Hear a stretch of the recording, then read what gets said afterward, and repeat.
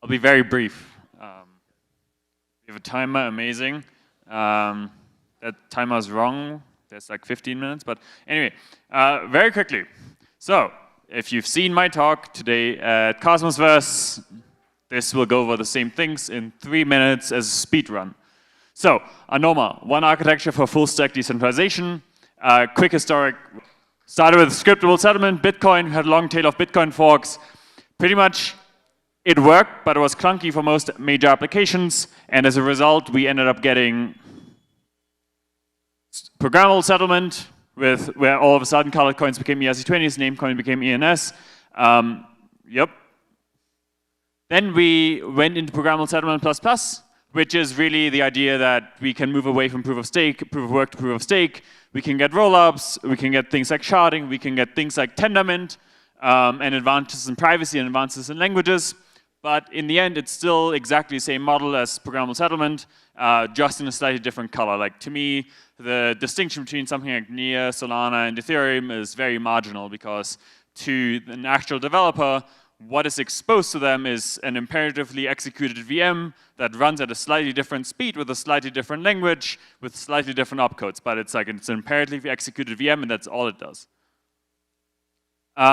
And the big insight is settlement is not sufficient. Most actual interesting applications need something else rather than settlement. Settlement is sufficient if I want to pay my friend, because then I already know the counterparty that needs the money. If I want to do anything more complex, like I want to trade some ETH against a CryptoKitty, I need counterparty discovery. If I want to do any sort of trading, if I want to do any sort of DAO-like system or Gitcoin-like funding style, it's always I need counterparties with whom I come together to do a thing jointly. Yes. Right, what are the 3 current approaches to do it? You dump it all on a blockchain. This is incredibly silly because now we're establishing global total order on a thing that doesn't need global total order. You dump it all into a single operator database. This is what everyone else does because that's like the cheap answer to this. But now you're a centralized thing that in the best case can't steal money, but in most cases can definitely censor and prevent people from using these systems, or you dump it all on this app-specific sovereign chain, but now you lose all composability between these different kind of intents that people have. And this is really the big thing. Programmable settlement gave us composability at the settlement layer, and we now need composability at the intent level, where I can build a new application on the intents that get sent to the Optimism solver as well as the OpenSea solver, and I can build a new application that takes advantage of those 2 things. Right, this leads to Anoma, one unified architecture for full stack decentralization. And really here the tagline, Anoma is an intent-centric privacy-preserving protocol for decentralized counterparty discovery, distributed solving, and atomic multi-chain settlement. There's a lot to unpack here, and Naqib is going to talk about Typhon in a second. But the key takeaway is intent centricity is what matters. People have intents, they don't have transactions, and generally everything that's interesting needs counterparty discovery. And so there is sort of, this is the 3rd generation of architectures. We went from scriptable settlement on Bitcoin to programmable settlement on Ethereum to intent-centric privacy-preserving, like decentralized counterparty discovery with Anoma. And I expect there will be many Anoma-like architectures being deployed over the coming years because this is sort of the obvious way, next step to decentralize a bunch of things. Yeah, that's it. Naqib, go ahead. Hi, my name is Naqib. I'll be talking about Typhon. So I have a lot of ground to cover, but I don't have much time. So I'll be rushing through the slides, and if you have any questions, please find me, and I'll be happy to explain more. Okay, so Typhon. Typhon is an open source specification and library, which, if desired, can be adopted independently of other parts of the Anoma protocol stack.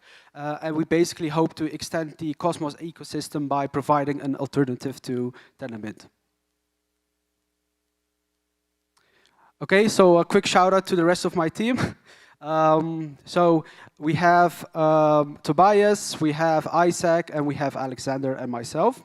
So in this talk, I have like 2 parts. In order to truly understand what value Typhon brings to the table, you have to understand what limitation Tendermint has. So I hope that at the end of part 1, you will understand what those limitations are, where they lie, and why they exist.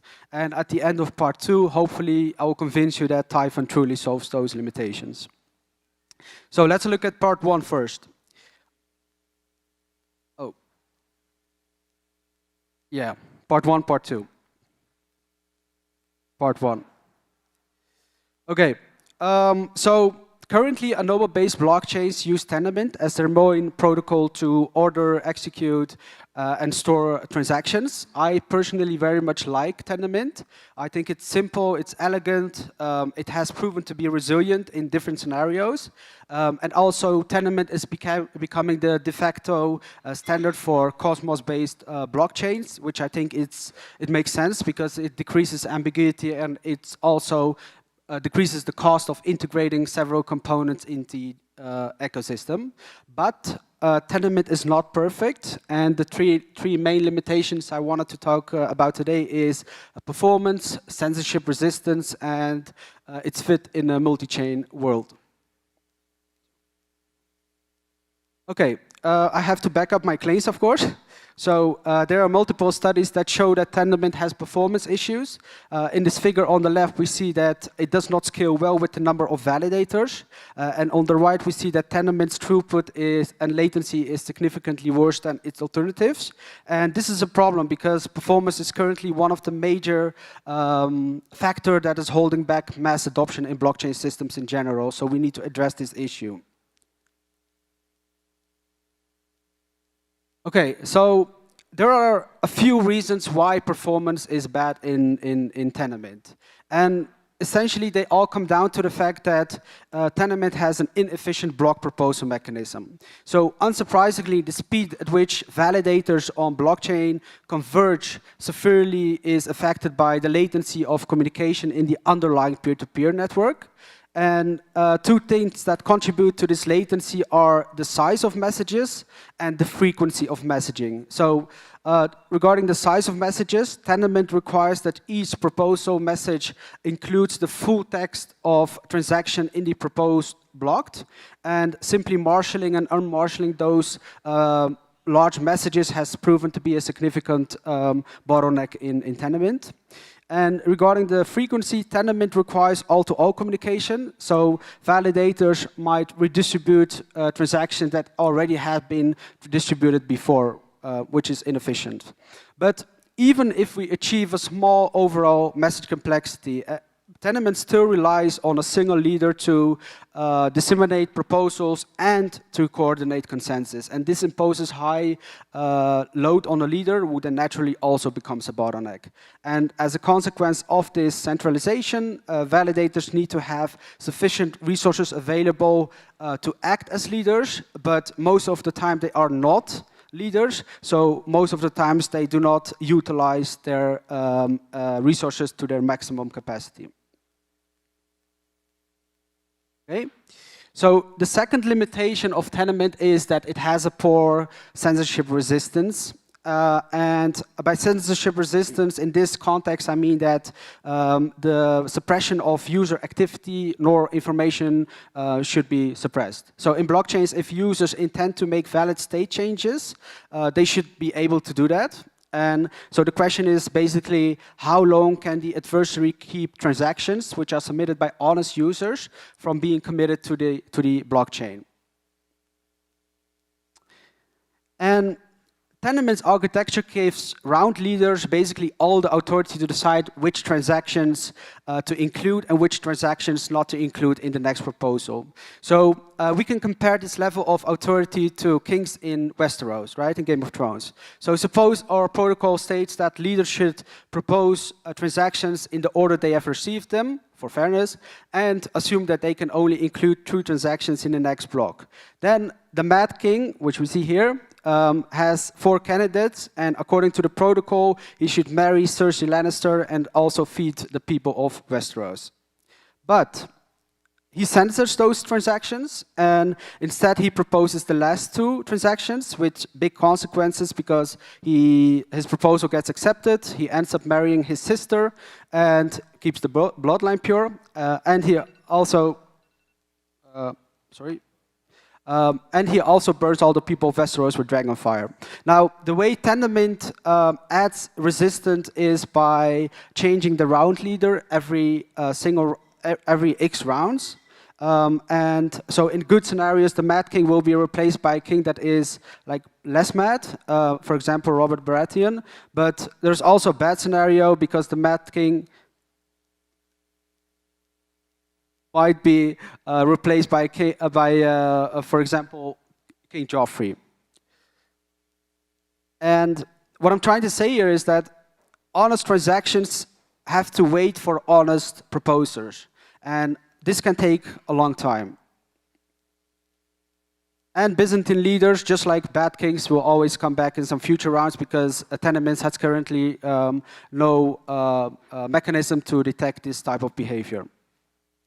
So the third problem of Tenement is that it is not optimized for a multi-chain world. So IBC is amazing. It enables cross-chain access to information, but we want to give access to cross-chain functionality. And while doing so, we need to keep one thing all the time in the back of our minds, which is that chains must remain sovereign all the time. So they must have full autonomy and control over their own information and functionality.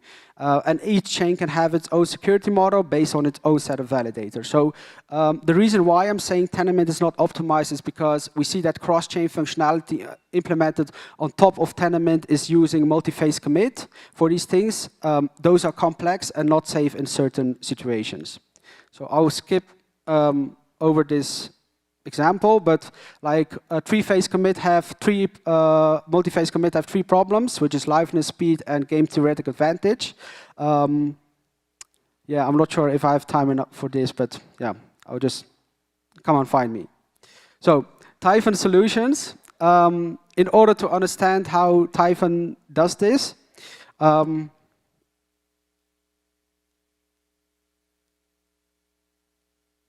so in order to understand how Typhon solves Tenement's limitations, it's helpful to understand its high-level architecture. Typhon is composed of three separate layers, where each layer passes information onto the next layer. And so the mempool is constructed in such a way that it improves Tenement's block proposal mechanism. It's based on Narwhal, but we tweaked it a little bit to allow for heterogeneous settings, which I'll get into later.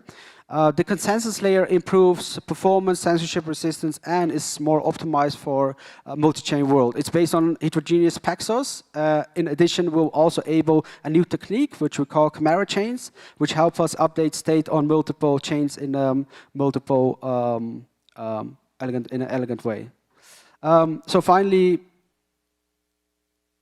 okay, some skip. I'll skip this as well. Sorry about this. So Typhon's mempool solution is that we can have a more decentralized way of sending information around by logically separating the responsibility to disseminate information and to coordinate consensus. So this will hopefully remove the bottleneck I was talking about before. I really want to talk about chimera chains. So we propose that instead of doing like complex multi-phase interactions, what red and blue chain need is a third chain. And on this third chain, which we call chimera chains, cross-chain transactions can take place atomically. So in our previous example, so we had like a badge that contains transactions where you booked a hotel room, and you had a chain that keeps track of transactions of plane tickets, and ideally we want to have them committed at the same time. So they should be either committed both or none of them. And the way we do this is using chimera chains, and the reason why we do this is because this allows us to not lose safety or liveness because of something that happens outside of, for example, the red chain. And this holds also, of course, for the blue chain. And we will achieve this by using heterogeneous paxos, which is our own consensus mechanism. And this gives like specific failure tolerance on which we can commit these atomicity guarantees. So for your intuition, the chimera chain is like a trusted bridge, and you can run transactions on them, and you can get this atomicity under certain trust assumptions. And these assumptions grow naturally from quorums of validators on each chain. And the more validators two chains have in common, the stronger the atomicity guarantees. That's like the main thing about it. And there we go, continue. Okay, I'll skip this. So Typhon's the consensus layer on Typhon solves basically Tenement's performance, censorship resistance, and is more optimized for a multi-chain world. So we improve the performance because we need to reach consensus on less bits, because we work with references, and because heavy dissemination and chatty consensus protocols are like decoupled from each other. And the third reason why we improve performance is because we don't lock states in multiple rounds in our consensus protocol. And we improve censorship resistance because every proposal is guaranteed to have at least some honest transactions. And Typhon is also more optimized for a multi-chain world, as chains remain sovereign all the time and delaying is not incentivized. So yeah, that's Typhon. It's Tendermint's spiritual successor, as Chris would put it. The Anoma framework will hopefully help people build Cosmos blockchains and using Typhon, and hopefully also enable Chimera chains. Thanks for your time.